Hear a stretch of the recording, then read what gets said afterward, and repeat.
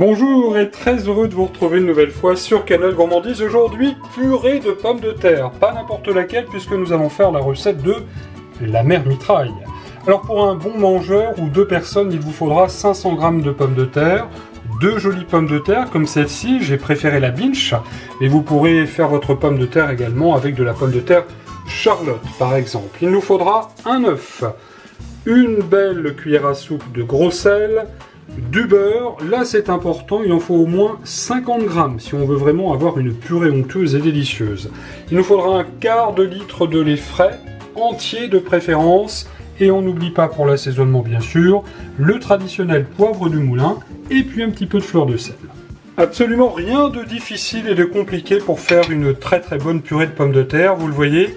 J'ai lavé mes pommes de terre, je les ai ensuite coupées comme ceci, grosso modo, en morceaux. Dans une casserole, attention, départ à l'eau froide, j'ai mis un bon volume d'eau. Hop, voici maintenant le gros sel.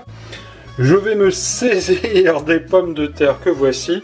Et nous allons très simplement les mettre dans la casserole. Voilà. Et c'est parti pour une cuisson d'environ un quart d'heure, 20 minutes.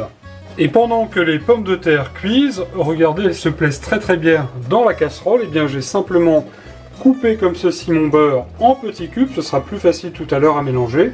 Enfin j'ai séparé le blanc du jaune d'œuf, attention on n'utilisera que le jaune.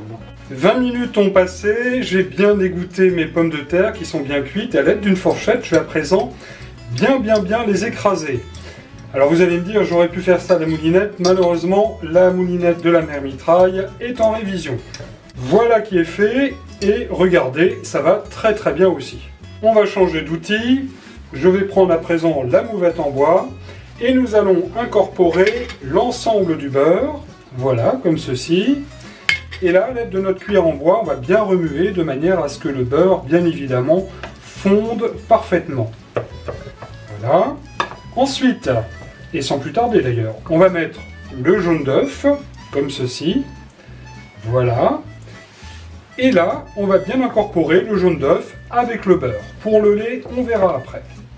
Voilà qui est parfait. Vous voyez, c'est quand même, ça devient quand même très lisse. Hein. Alors, surtout on ose, hein, il faut vraiment venir tourner pour que notre beurre se mélange bien. J'avais oublié de vous le préciser, mais il vous faut bien évidemment utiliser le lait bien chaud parce qu'une purée ne se réchauffe pas.